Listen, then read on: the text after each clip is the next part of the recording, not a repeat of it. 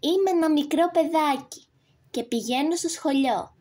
Πάντα στην προσευχή μου, το Θεό παρακαλώ.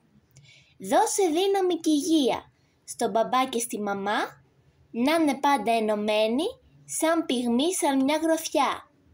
Γιατί έχουνε φορτίο και ευθύνες στη ζωή, όμως θα τα καταφέρουν με δουλειά και υπομονή.